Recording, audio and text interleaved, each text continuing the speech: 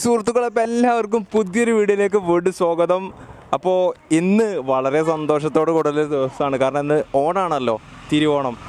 Correct ഒരു വർഷം മുന്നേ ഒരു ഓണസദ്യ കഴിക്കാൻ വേണ്ടി നമ്മളെ സൗദി അറേബ്യയിൽ റിയാദിലായ സമയത്ത് 2-3 ഹോട്ടലിൽ കയറി ഇറങ്ങിയിട്ട് എനിക്ക് സദ്യ കിട്ടിയില്ല. അതും ഞാൻ യൂട്യൂബിൽ എൻ്റെ വ്ളോഗ് ചെയ്തിട്ടുണ്ട്. നിങ്ങൾക്ക് അതിൻ്റെ ലിങ്കും ഞാൻ എൻ്റെ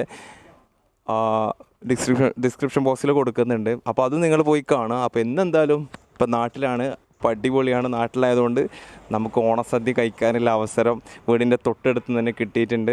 അപ്പോൾ ഞാൻ ഓണസദ്യ കഴിക്കുന്ന ഇപ്രാവശ്യം ഒരു വർഷത്തിന് ശേഷം ഓണസദ്യ കഴിക്കുന്ന ആ ഒരു വീഡിയോ ആണ് ഈ വ്ളോഗിൽ ഉൾപ്പെടുത്തിയിട്ടുള്ളത്. വീഡിയോ മുഴുവനായിട്ട് കാണുക. ചാനൽ ആദ്യമായിട്ട് കാണുന്ന ആൾക്കാരാണെങ്കിൽ തീർച്ചയായും യൂട്യൂബ് ചാനൽ സബ്സ്ക്രൈബ് ചെയ്തിട്ട് വീഡിയോ കാണാൻ ശ്രമിക്കുക. അപ്പോൾ വീഡിയോയിലേക്ക് കിടക്കാം. അപ്പോൾ ഈ വീഡിയോയിൽ ഞാൻ കഴിഞ്ഞ വർഷം ഞാൻ ഓണസദ്യക്ക് പോകുന്ന ആ കുറച്ച് ഭാഗങ്ങളും കൂടി ഞാൻ ഈ വീഡിയോയിൽ ഉൾപ്പെടുത്താം. ലിങ്ക് വേണമെങ്കിൽ ഫുൾ വീഡിയോ ലിങ്കിലുണ്ടാവും, ലിങ്ക് ഷെയർ ചെയ്യുന്നുണ്ട് താഴെ.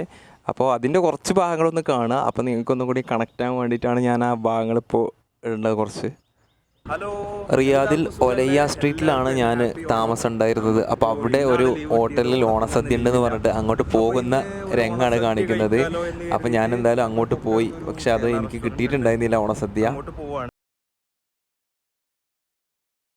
ഹോട്ടലിൽ ചെന്നപ്പോഴാണ് ഓണസദ്യ ഇല്ലാത്ത കാര്യം അറിഞ്ഞത്. ഒരുപാട് നടന്നതിന് ശേഷമാണ് ഞാൻ അന്ന് ഹോട്ടലിലെത്തിയത്.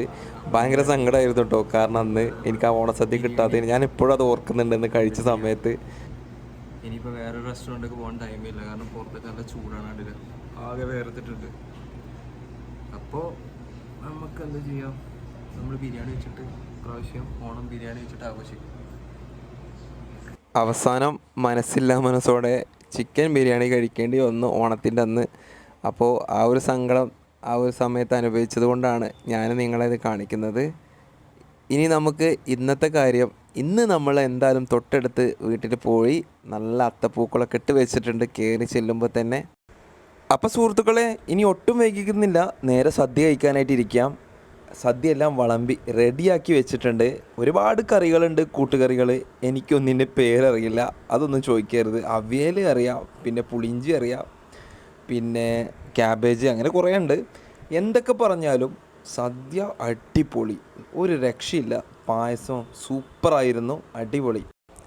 അപ്പോൾ ഞാൻ നേരത്തെ പറഞ്ഞ പോലെ കഴിഞ്ഞ വർഷത്തെ ആ ഒരു ഫീലിംഗ് ഒന്ന് മാറിക്കിട്ടി ഇപ്പം ഒന്ന് കഴിച്ചപ്പോൾ. ഇനി അടുത്ത വർഷം ഇതേപോലെ സദ്യയൊക്കെ കിട്ടിയാൽ മതിയായിരുന്നു. ഇതേപോലെ സദ്യ കഴിക്കാൻ പറ്റുന്ന സ്ഥലത്ത് തന്നെ ആയിരിക്കട്ടെ എന്നാണ് ഞാൻ പ്രതീക്ഷിക്കുന്നത്.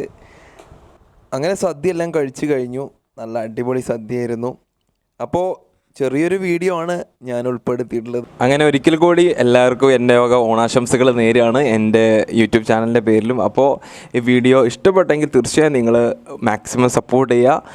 എൻ്റെ ചാനൽ ബാക്കിയുള്ള വീഡിയോസൊക്കെ കാണാൻ ശ്രമിക്കുക. വീണ്ടും നല്ല നല്ല വീഡിയോസ് ഞാൻ ചെയ്യുന്നതായിരിക്കും. എൻ്റെ സമയത്തിനനുസരിച്ച് ഞാൻ നന്നായിട്ട് വീഡിയോസ് ചെയ്യാൻ ശ്രമിക്കുന്നതായിരിക്കും. അപ്പോൾ നല്ലൊരു വീഡിയോ ആയിട്ട് വരുന്നവരെ എല്ലാവർക്കും ബായ്.